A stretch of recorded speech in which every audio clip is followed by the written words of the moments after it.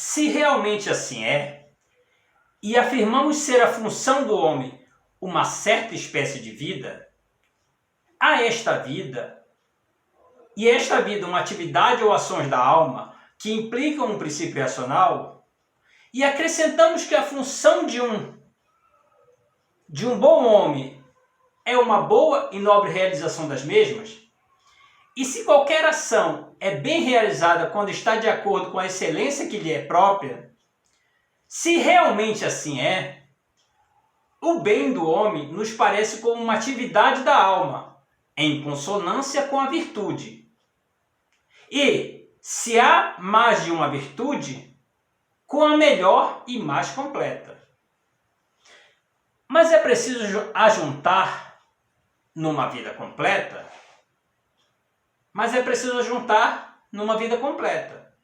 Porquanto uma andorinha não faz verão, nem um dia tão pouco. E da mesma forma, um dia ou um breve espaço de tempo não faz o homem feliz e venturoso. Que isto sirva como um delineamento geral do bem, pois, presumivelmente, é necessário esboçá-lo primeiro de maneira tosca, para mais tarde precisar os detalhes. Mas, a bem dizer, qualquer um é capaz de preencher e articular o que, em princípio, foi bem delineado. E também o tempo parece ser um bom descobridor e colaborador nessa espécie de trabalho. A tal fato se devem os progressos das artes, pois qualquer um pode acrescentar o que falta. Devemos igualmente recordar o que se disse antes, e não buscar a precisão em todas as coisas por igual, mas, em cada classe de coisas, apenas a precisão que o assunto comportar, e que for apropriada à investigação. Porque um carpinteiro e um geômetra investigam de diferentes modos o ângulo reto. O primeiro o faz na medida em que o ângulo reto é útil ao seu trabalho, enquanto o segundo indaga o que ou que espécie de coisa ele é. Pois o geômetra é como um espectador da verdade. Nos outros, devemos proceder do mesmo modo em todos os outros assuntos, para que a nossa tarefa principal não fique subordinada a questões de menor monta. E tampouco devemos reclamar a causa em todos os assuntos por igual. Em alguns casos, basta que o fato esteja bem esclarecido, como sucede com os primeiros princípios. O fato é a coisa primária ou primeiro princípio. Ora, dos primeiros princípios descobrimos alguns pela indução, outros pela percepção, outros como que por hábito, e outros ainda de diferentes maneiras. Mas a cada conjunto de princípios devemos investigar da maneira natural e esforçar-nos para expressá-los com precisão, pois que eles têm grande influência sobre o que se segue.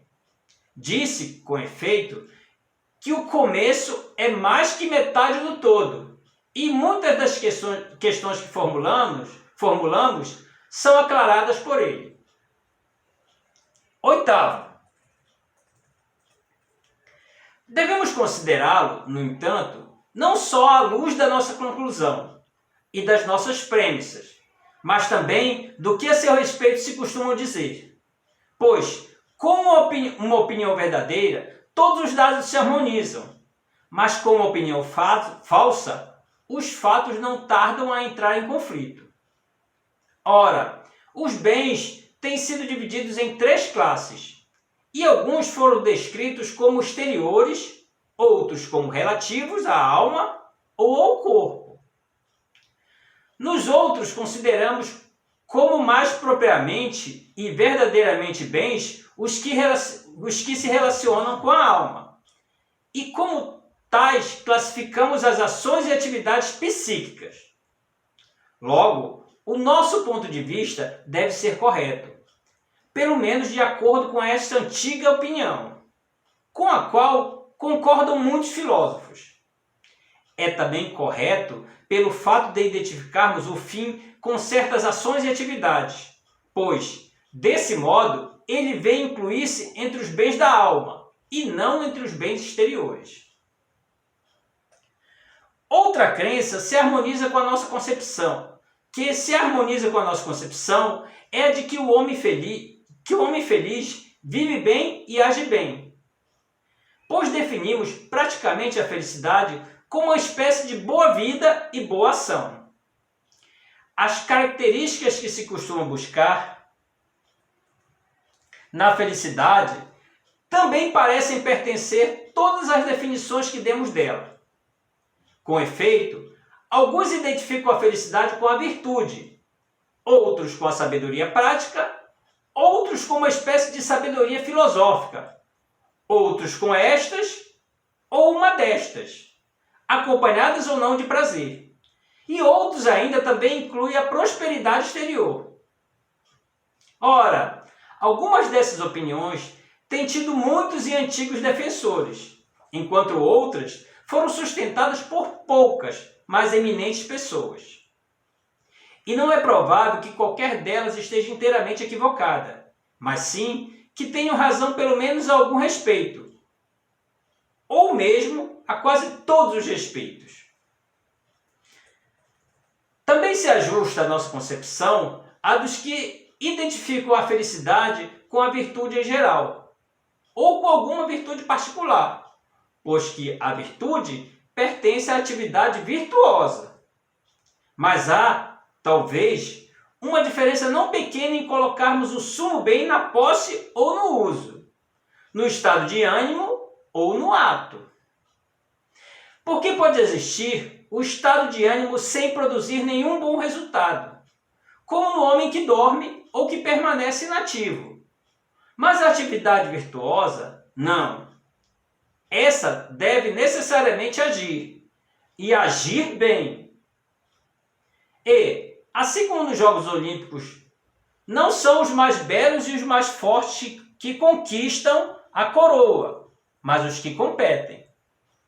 Pois é dentre estes que hão de surgir os vencedores. Também as coisas nobres e boas da vida só são alcançadas pelos que agem retamente. Sua própria vida é aprazível por si mesma. Com efeito, o prazer é um estado da alma, e para cada homem é agradável aquilo que ele ama. Não só um cavalo ao amigo de cavalos, e um espetáculo ao amador de espetáculos, mas também os atos justos ao amante da justiça, e, em geral, os atos virtuosos aos amantes da virtude. Ora, na maioria dos homens, os prazeres estão em conflitos uns com os outros, porque não são aprazíveis por natureza, mas os amantes do que é nobre se comprazem em coisas que têm aquela qualidade. Não é o caso dos atos virtuosos, que não apenas são aprazíveis a esses homens, mas em si mesmos e por sua própria natureza.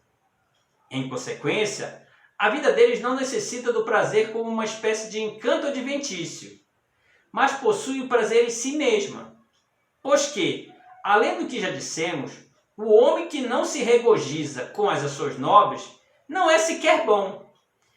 E ninguém chamaria de justo o que não se compraz em agir com justiça, nem liberal o que não experimenta prazer nas ações liberais. E, do mesmo modo, em todos os outros casos.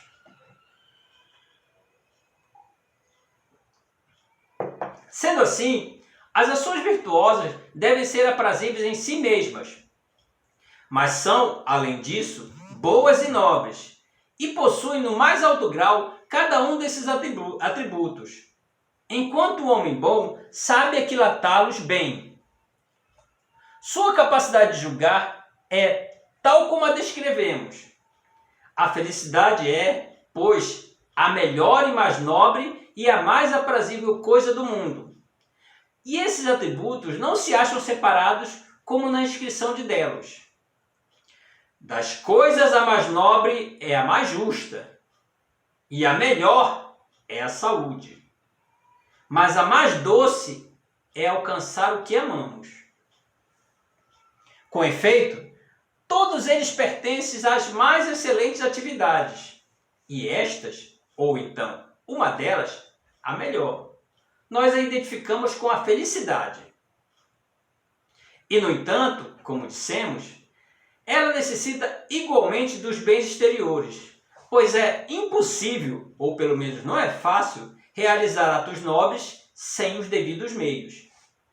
Em muitas ações, utilizamos como instrumentos os amigos, a riqueza e o poder político.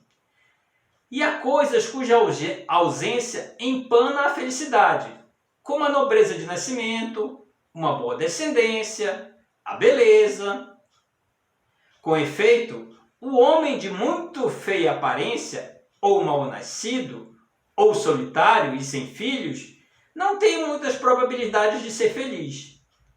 E talvez tivesse menos ainda se seus filhos ou amigos fossem visceralmente maus, e se a morte lhe houvesse roubado bons filhos ou bons amigos. Como dissemos, pois, o homem feliz parece necessitar também dessa espécie de prosperidade. E por essa razão, alguns identificam a felicidade com a boa fortuna, embora outros a identifiquem com a virtude. 9. Por esse motivo, também se pergunta se a felicidade deve ser adquirida pela aprendizagem, pelo hábito ou por alguma outra espécie de adestramento, ou se ela nos é conferida por alguma providência divina, ou ainda pelo acaso. Ora, se alguma dádiva os homens recebem dos deuses, é razoável supor que a felicidade seja uma delas. E, dentre todas as humanas, a que mais seguramente é uma dádiva divina é a que mais seguramente é uma dádiva divina, por ser a melhor. Esta questão talvez caiba melhor em outro estudo. No entanto, mesmo que a felicidade não seja dada pelos deuses, mas, ao contrário, venha como um resultado da virtude e de alguma espécie de aprendizagem ou adestramento, ela parece contar-se entre as coisas mais divinas, pois aquilo que constitui o prêmio e a finalidade da virtude se nos afigura o que de melhor existe no mundo, algo de divino e abençoado. Dentro dessa concepção, também deve ela ser partilhada por grande número de pessoas, pois quem quer que não esteja mutilado em sua capacidade para a virtude pode conquistá-la, mediante uma certa espécie de estudo e diligência. Mas, se é preferível ser feliz dessa maneira, se é preferível ser feliz dessa maneira a ser por acaso. É razoável que os fatos sejam assim, uma vez que tudo aquilo que depende da ação natural é, por natureza, tão bom quanto poderia ser. E do mesmo modo, o que depende da arte ou de qualquer causa racional, especialmente se depende da melhor de todas as causas. Confiar ao acaso o que há de melhor e de mais nobre seria um arranjo muito imperfeito. A resposta à pergunta que estamos fazendo é também evidente pela definição da felicidade. Porquanto dissemos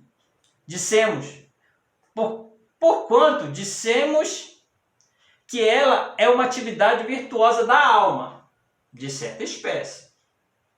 Dos demais bens, alguns devem necessariamente estar presentes como condições prévias da felicidade, e outros são naturalmente cooperantes e úteis como instrumentos.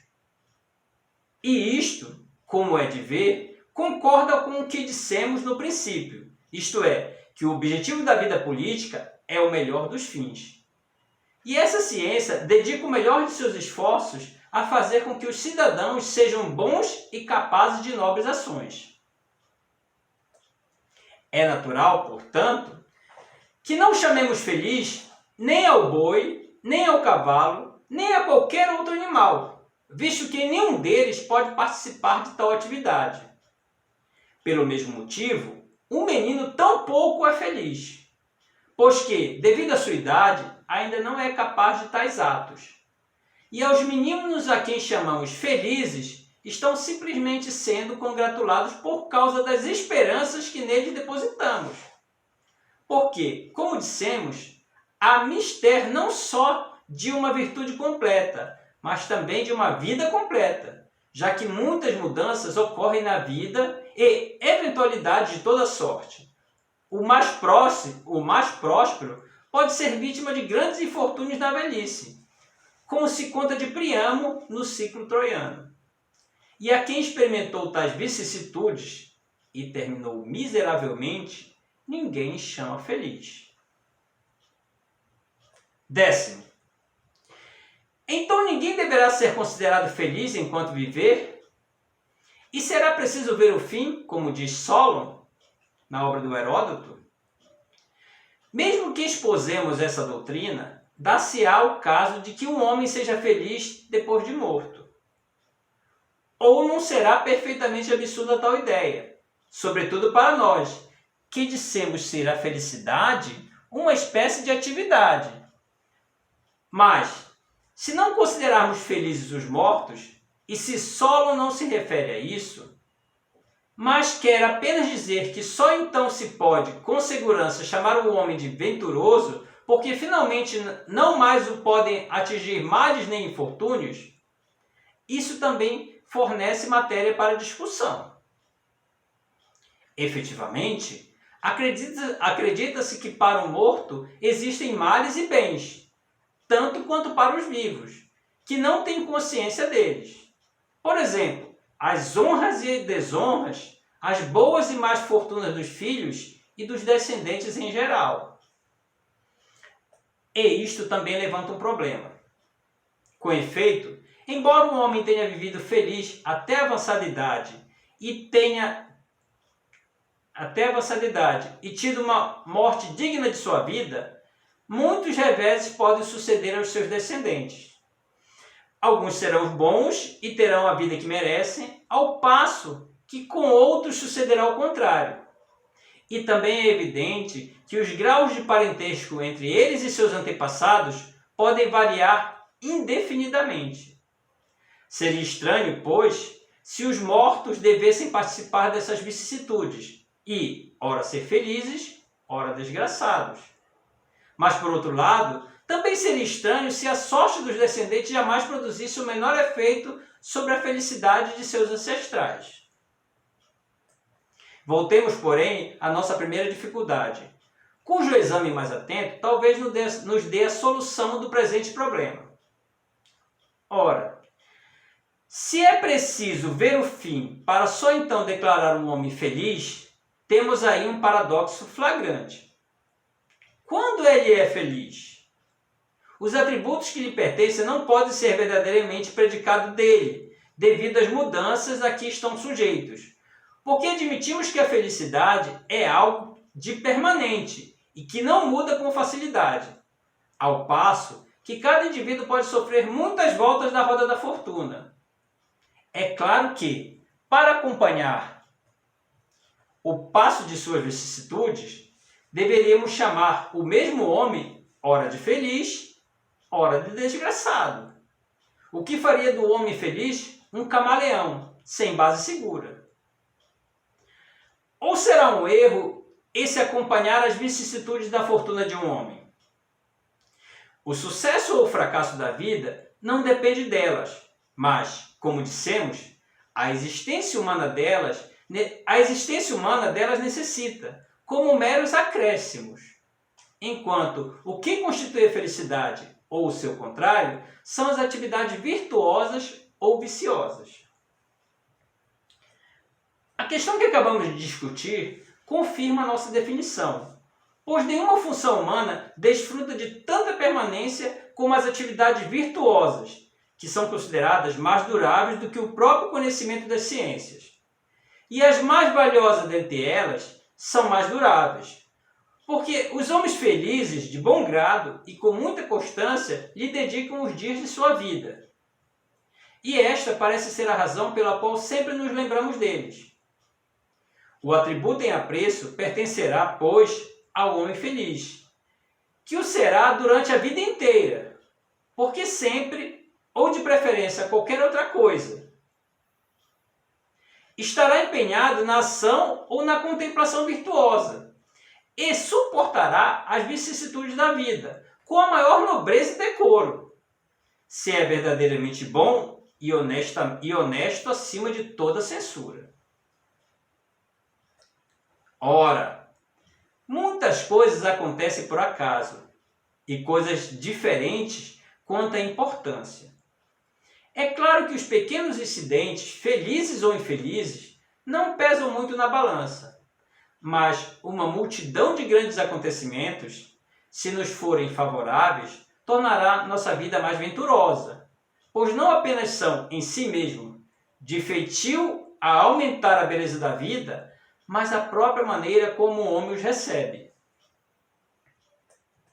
Pode ser nobre e boa, e se voltarem contra nós, poderão esmagar e mutilar a felicidade, pois que, além de serem acompanhados de dor, impedem muitas atividades. Todavia, mesmo nesses, a nobreza de um homem se deixa ver, quando aceita com resignação muitos grandes infortúnios, não por insensibilidade à dor, mas por nobreza e grandeza de alma. Se as atividades são, como dissemos, o que dá caráter à vida, nenhum homem feliz pode tornar-se desgraçado, porquanto jamais praticará atos odiosos e vis. Com efeito, o homem verdadeiramente bom e sábio suporta com dignidade, pensamos nós, todas as contingências da vida, e sempre tira o maior proveito das circunstâncias, como um general que faz o melhor uso possível do exército sob seu comando, ou um bom sapateiro faz os melhores calçados com o couro que lhe dão. E do mesmo modo com todos os outros artífices. E se assim é, o homem feliz nunca pode tornar-se desgraçado, muito embora não alcance a beatitude se tiver uma fortuna semelhante à de Príamo. E tampouco será ele versátil e mutável, pois nem se deixará desviar facilmente de seu venturoso estado por quaisquer desventuras comuns, mas somente por muitas e grandes. Nem, se sofreu muitas e grandes desventuras, recuperará em breve tempo a sua felicidade. Se a recuperar, será num tempo longo e completo, em que houver alcançado muitos e esplêndidos sucessos. Quando diremos, então, que não é feliz aquele que age conforme a virtude perfeita e está suficientemente provido de bens exteriores, não durante um período qualquer, mas através de uma vida completa. Ou devemos acrescentar, e que está destinado a viver assim e a morrer de modo consentâneo com a sua vida. Em verdade, o futuro nos é impenetrável, enquanto a felicidade, afirmamos nós, é um fim e algo de final a todos os respeitos. Sendo assim, chamaremos felizes aqueles dentre os seres humanos vivos em que essas condições se realizem ou estejam destinadas a realizar-se. Mas homens felizes, sobre essas questões, dissemos o suficiente. 11º.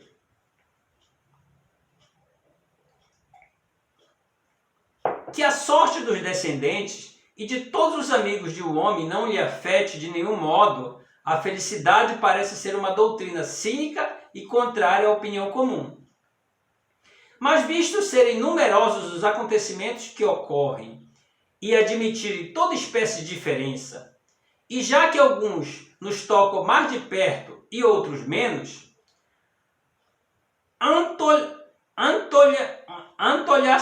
antolha-se uma tarefa longa, mais do que longa, infinita, discutir cada um em detalhe. Talvez possamos contentar-nos com o esboço geral.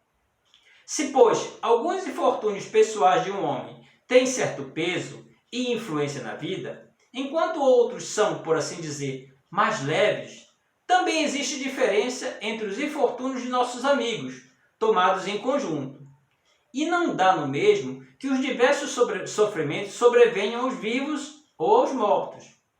Com efeito, a diferença aqui é muito maior, até do que entre atos terríveis e iníquos, pressupostos numa tragédia ou efetivamente representados na cena. Essa diferença também deve ser levada em conta, ou antes, talvez, o fato de haver dúvida sobre se os mortos participam de qualquer bem ou mal, pois parece, de acordo com tudo que acabamos de ponderar, que ainda que algo de bom ou mal chegue até eles, devem ser influências muito fracas e insignificantes, quer em si mesmas, quer para eles. Ou então serão tais em grau e em espécie que não possam tornar feliz quem não o é, nem roubar a beatitude aos venturosos. Por conseguinte, a boa ou má fortuna dos amigos parece ter certos efeitos sobre os mortos, mas efeitos de tal espécie e grau que não tornam desgraçados os felizes, nem produzem qualquer outra alteração semelhante. 12º. Tendo dado uma resposta definida a essas questões, vejamos agora se a felicidade pertence ao número das coisas que são louvadas ou antes das que são estimadas, pois é evidente que não podemos colocá-la entre as potencialidades. Tudo que é louvado parece merecer louvores por ser de certa espécie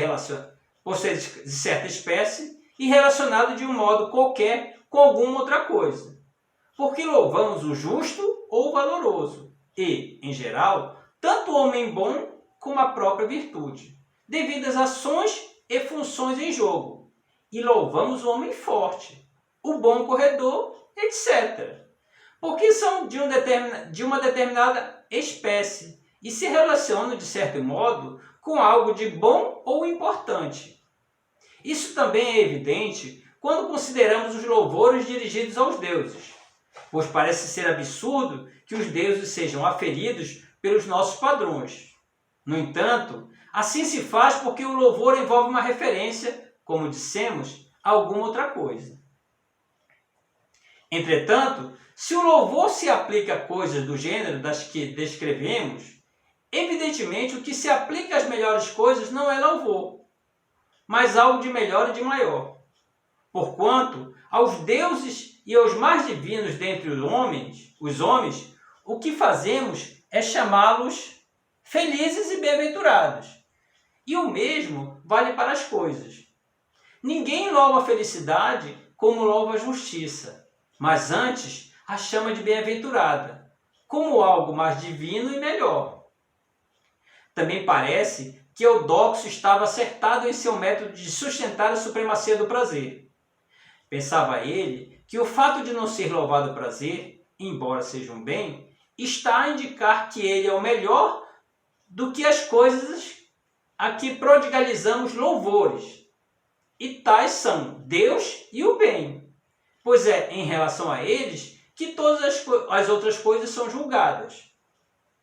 O louvor é apropriado à virtude, pois, graças a elas, os homens tendem a praticar ações nobres.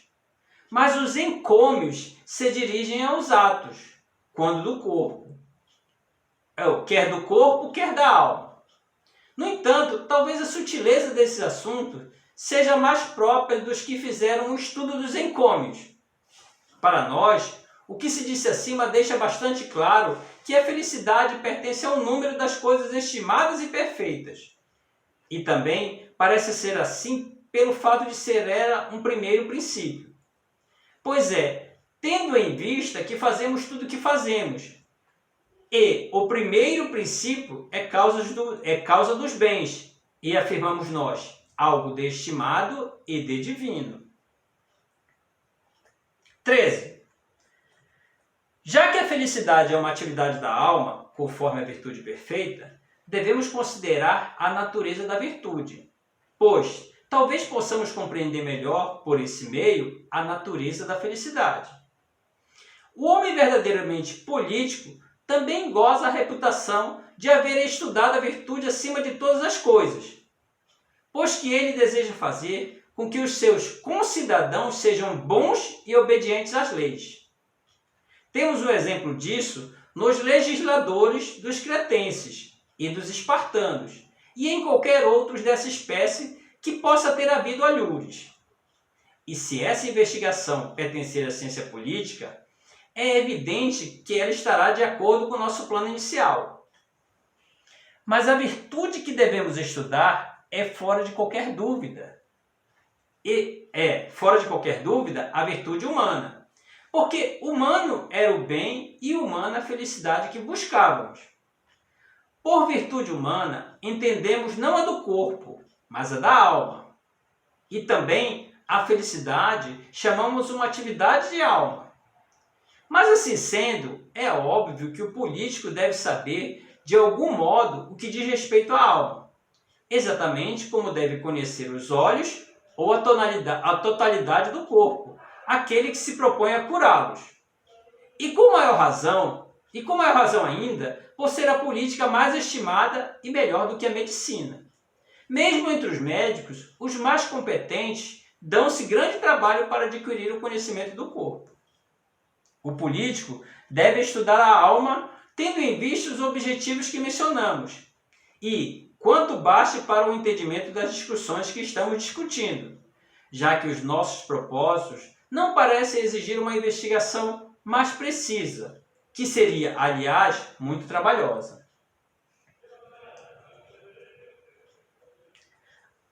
A seu respeito, são feitas algumas afirmações bastante exatas, mesmo nas discussões estranhas à nossa escola, e dela devemos utilizar-nos agora.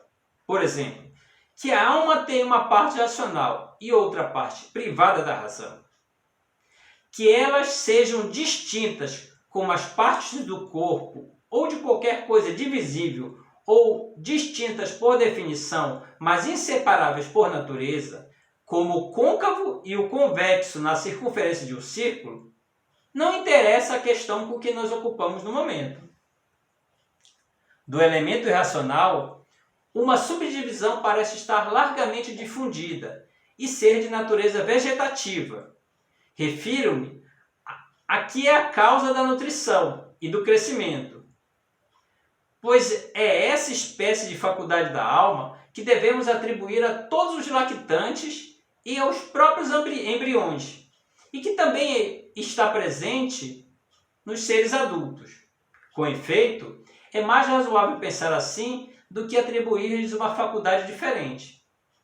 Ora, a excelência desta faculdade parece ser comum a todas as espécies e não especificamente humana. Além disso, tudo está a indicar que ela funciona principalmente durante o sono, ao passo que é nesse estado que menos se manifestam a bondade e a maldade. Daí vem o aforismo de que os felizes não diferem dos infortunados durante metade de sua vida, o que é muito natural, em vista de ser o sono uma inatividade da alma em relação àquilo que nos leva a chamá-la de boa ou má, a menos, talvez, que uma pequena parte do movimento dos sentidos penetre de algum modo na alma, tornando os sonhos dos homens bons melhores que os da gente comum. Mas basta quanto a esse assunto. Deixemos de lado a faculdade nutritiva, uma vez que, por na excelência humana.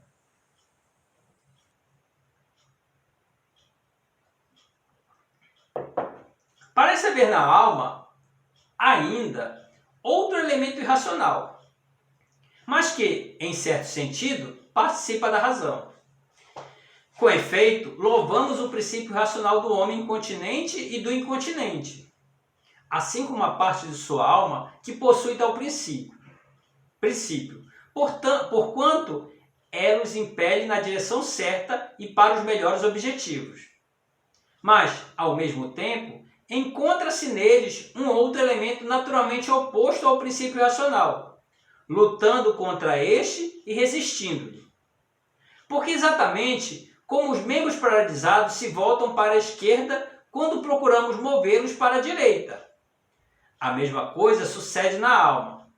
Os impulsos dos incontinentes movem-se em direções contrárias. Com uma diferença, porém. Enquanto no corpo vemos aquilo que se desvia na direção certa, na alma não podemos vê-la. Não podemos vê-lo. Apesar disso, devemos admitir que também na alma existe qualquer coisa contrária ao princípio racional. Qualquer coisa que lhe resiste e se opõe a ele. Em que sentido esse elemento se distingue dos outros? É uma questão que não nos interessa. Nem sequer parece ele participar de um princípio racional, como dissemos. Seja como for, no homem continente, ele obedece ao referido princípio. E é de presumir que no temperante e no bravo seja mais obediente ainda, pois em tais homens ele fala a respeito de todas as coisas com a mesma voz que o princípio racional. Por conseguinte, o elemento racional também parece ser duplo. Com efeito, o elemento vegetativo não tem nenhuma participação no princípio racional, mas o apetitivo e, em geral, o elemento desiderativo participa dele em certo sentido, na medida em que o escuta e lhe obedece. É nesse sentido que falamos em atender às razões do pai e dos amigos, o que é bem diverso de ponderar a razão de uma propriedade matemática. Que de certo modo o elemento irracional é persuadido pela razão, também estão a indicá-lo os conselhos que se costuma dar, assim como todas as censuras e exortações. E se convém afirmar que também esse elemento possui um princípio racional, o que possui tal princípio, como também o que carece dele, será de dupla natureza. Uma parte possuindo em si mesma e no sentido rigoroso do termo, e a outra com a tendência de obedecer-lhe como um filho obedece ao pai.